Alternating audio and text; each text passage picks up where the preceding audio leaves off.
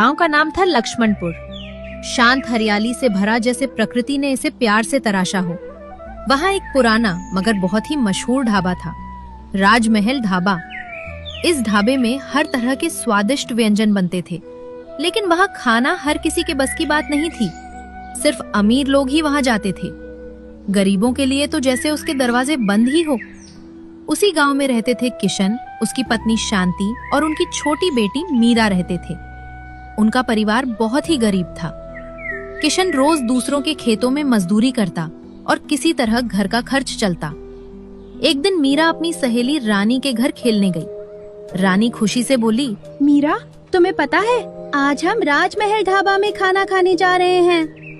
सच में? तुम सच में वहाँ जा रही हो?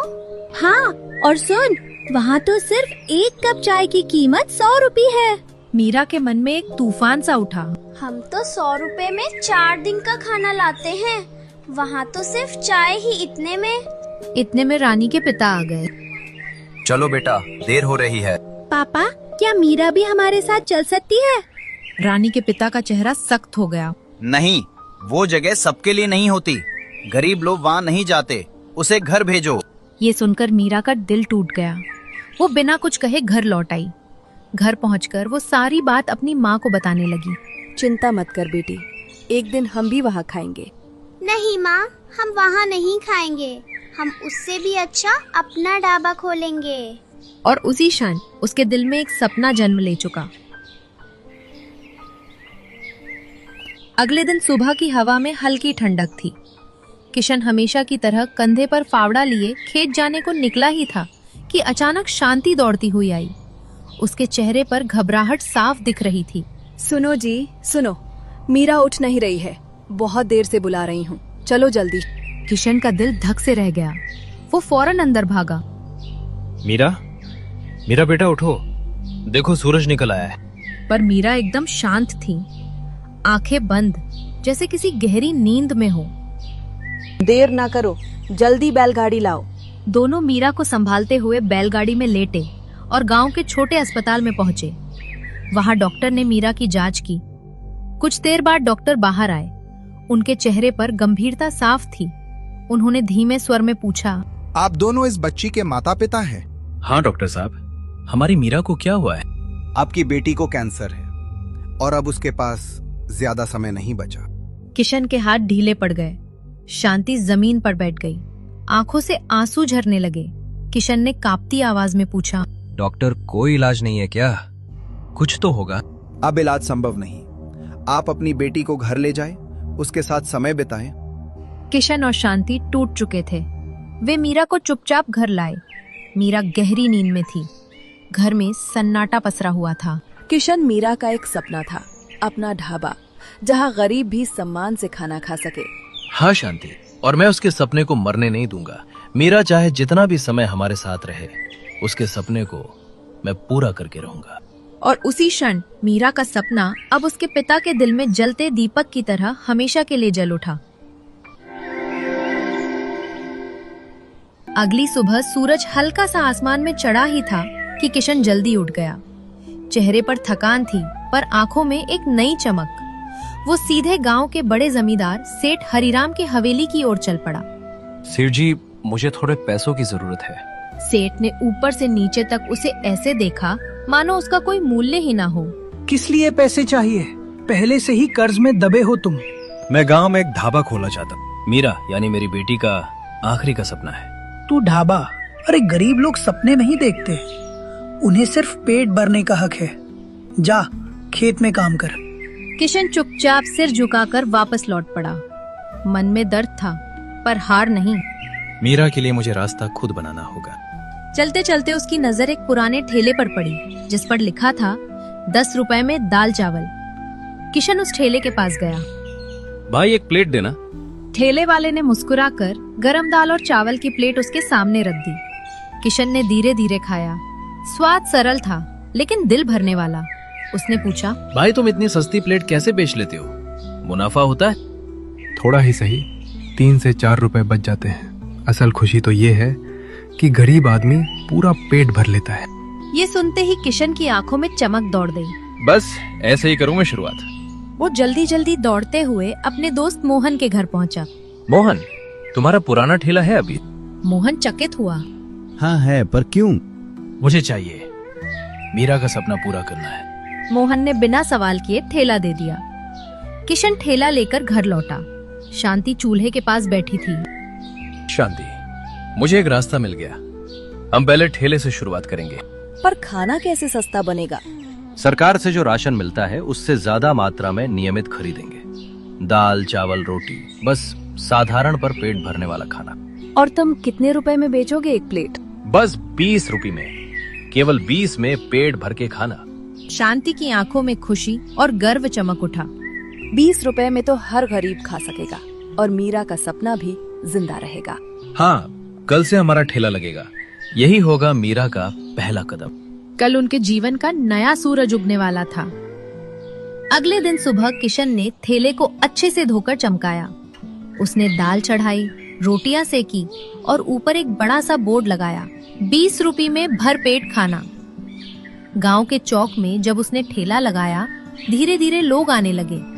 कुछ बच्चों ने ठेले के पास से गुजरते हुए पूछा, काका, क्या सच में 20 रुपए में भरपेट खाना मिलेगा? हाँ बेटा, यहाँ से कोई भूखा नहीं जाएगा। उसी वक्त 2 थके हारे किसान पेड़ के नीचे बैठे थे। भाई आज भी वही कल वाली बासी सब्जी लाया हूँ, घर में कुछ नहीं था। चलो मैं थोड़े पैसे लाया हूँ, कहीं कुछ खा लेते हैं। नहीं भाई, तेरे पैसे मत खर्च कर, बासी ही खा लेंगे। तभी दोनों को पास से एक जोरदार आवाजें सुनाई दी। आओ आओ, 20 रुपए में पेट भर खाना खाओ। गरम गरम दाल, रोटी और चावल। आओ आओ। दोनों एक दूसरे को देखने लगे। अरे ये तो सस्ता लग रहा है, चलो देख के आते हैं। वे दोनों ठेले के पास पहुंचे। भाई क्या सच में 20 रुपए में पेट भर खाना मिलेगा? हाँ भैया, 2 रोटी, दाल चावल और साथ में आम का अचार, सब बस 20 रुपए में। भाई जल्दी 2 प्लेट लगाओ, बहुत भूख लगी है। किशन ने गरम गरम दाल परोसी, नरम रोटियां रखी और प्लेटें सामने कर दी। दोनों किसान खाने लगे और बोले, वाह, इतना स्वाद और इतना सस्ता। भगवान तेरा भला करे भाई। भाई ये मेरा नहीं, मेरी बेटी मीरा का सपना है। वो चाहती थी कि गरीबों को भी अच्छा खाना मिले। भगवान उस बिटिया को लंबी उम्र दे। इतने में ठेले के पास एक बूढ़ा साधु आया। उसके चेहरे पर तेज था। वो बोला, बेटा तो बहुत पुण्य का काम कर रहा है। जो दूसरों का पेट भरता है उसका घर कभी खाली नहीं रहता। धन्यवाद बाबा, ये मेरी बिटिया का सपना था, अब वही मेरा जीवन बन गया है। तेरी बेटी जल्द ठीक हो जाएगी। किशन चौंक गया। आपको मीरा के बारे में कैसे पता बाबा? जिसका मन सच्चा हो उसकी बात भगवान तक पहुंचती है बेटा। ये कहकर वे धीरे धीरे वहाँ से चले गए। किशन देर तक सोचता रहा। उन्हें कैसे पता चला कि मीरा बीमार है? शाम तक उसके ठेले पर भीड़ लगी रही। कोई किसान धन्यवाद कहता, कोई मजदूर मुस्कुराता। हर प्लेट में सिर्फ खाना नहीं, दुआ भी मिलती थी। रात को जब किशन घर लौटा, शांति दरवाजे पर खड़ी थी। उसने मुस्कुराते हुए कहा, आज तो पूरे गांव में तुम्हारे ठेले की चर्चा है। सब कहते हैं अब कोई भूखा नहीं सोएगा। हाँ शांति, अब मीरा का सपना सच हो गया। अगले दिन सुबह किशन हमेशा की तरह अपने ठेले को तैयार कर रहा था। तभी उसका पुराना दोस्त हरिया दौड़ता हुआ आया और जोर से बोला, अरे किशन जल्दी चल, गांव में एक मेडिकल कैंप लगा है जहां कैंसर के मरीजों का मुफ्त इलाज हो रहा है। किशन ने चौंकते हुए कहा, क्या सच में? लेकिन यार गांव के डॉक्टर ने तो कहा था कि अब मीरा का इलाज मुमकिन नहीं है। वो डॉक्टर तो गांव का है, पर इस कैंप में जो डॉक्टर आई हैं वो विदेश से आई हैं। एक बार कोशिश तो कर ले भाई, क्या पता चमत्कार हो जाए। किशन के चेहरे पर उम्मीद की एक किरण चमक उठी। उसने बिना वक्त गवाए कहा, चल हरिया, अभी चलते हैं। सुनो शांति, जल्दी तैयार हो जाओ, मीरा को लेकर चलना है। बाहर से बड़ी डॉक्टर आई हैं। पर किशन डॉक्टर ने तो कहा था अब कोई उम्मीद नहीं है। भगवान के घर देर है अंधेरा नहीं, चलो आखिरी कोशिश करते हैं। कुछ देर बाद किशन ने मीरा को बैलगाड़ी में लिटाया और कैंप की ओर निकल पड़ा। रास्ते में वो बस भगवान का नाम लिए जा रहा था। डॉक्टर मैडम ने मुस्कुराकर मीरा की जांच की। थोड़ी देर बाद वो बाहर आई और बोली, कौन है मीरा के माता पिता? डॉक्टर साहिबा, क्या हुआ हमारी बच्ची को? आपकी बेटी को कैंसर नहीं है। किशन और शांति एक दूसरे को देखने लगे। क्या कहा आपने? उसे बस एक छोटी सी बीमारी है, मैंने दवाई लिख दी है। सही समय पर दवा दो, वो कुछ ही दिनों में बिल्कुल ठीक हो जाएगी। किशन की आंखों से खुशी के आंसू निकल पड़े। भगवान आपका भला करे डॉक्टर साहिबा, आपने हमें एक नई जिंदगी दे दी। वो मीरा को लेकर घर लौटे। शांति खुशी से बोली, सुनो जी, देखो ना, भगवान ने हमारी सुन ली। भगवान के घर देर है, अंधेर नहीं। मीरा को अब होश आ गया था। उसने धीमी आवाज में कहा, पापा क्या हुआ था मुझे? अब सब ठीक है बेटा, और हाँ, तुम्हारे लिए एक सरप्राइज भी है। क्या है पापा? कल सुबह देख लेना। अब दवा खाओ और आराम करो। अगली सुबह जैसे ही मीरा जागी, उसने कहा, पापा मेरा सरप्राइज कहाँ है? चलो बाहर दिखाता हूँ। मीरा जब बाहर आई तो सामने चमकता हुआ ठेला खड़ा था। उस पर लिखा था 20 रुपए में भर पेट खाना। मीरा की आंखें चमक उठी। वो खुशी से चिल्लाई, पापा आपने मेरा सपना सच कर दिया। हाँ बेटा, अब कोई गरीब भूखा नहीं रहेगा।